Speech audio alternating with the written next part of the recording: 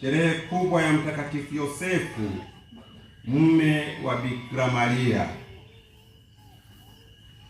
mwanadamu hodari na baba mkubwa wa imani, ambaye hakusita kubeba makuu na mafumbo ya Mwenyezi Mungu, licha ya kwamba kibinadamu wakati fulani alionyesha kusita, lakini alijipa moyo, akaamua, na hatimaye Mwenyezi Mungu akatimiza mpango wake kupitia yeye.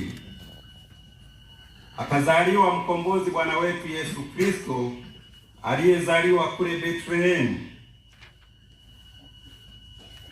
Maherode na wafuasi wake wakuu wa nyakati zile kusikia anazaliwa Masiha, anazaliwa mkombozi, likawa chukizo.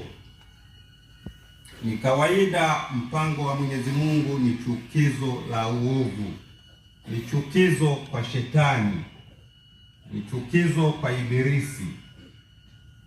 Na hivyo wanapopanga kumwangamiza Bwana wetu Yesu Kristo, mwenzetu huyu, mwanadamu huyu, anachukua jukumu la kumwokoa, anakimbilia Misri, lakini hatimaye anaenda kuishia Nazareti, ambapo Bwana wetu Yesu Kristo anakulia.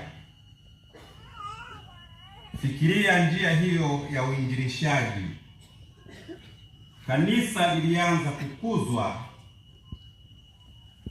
kabla hata Bwana wetu Yesu Kristo hajaanza kuwaambia wanafunzi wake, nendeni ulimwenguni kote mkaihubiri Injili.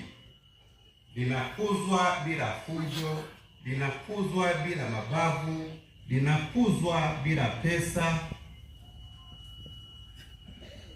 Ni jambo ambalo hata leo sisi tunaoadhimisha kuzaliwa kwa jimbo la Bariadi, ni mtindo huo huo tuuendeleze.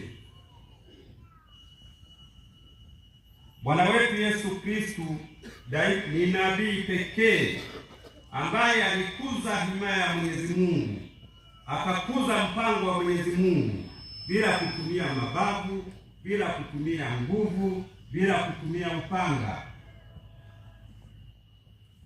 Bariadi, uzeni kwa Mwenyezi Mungu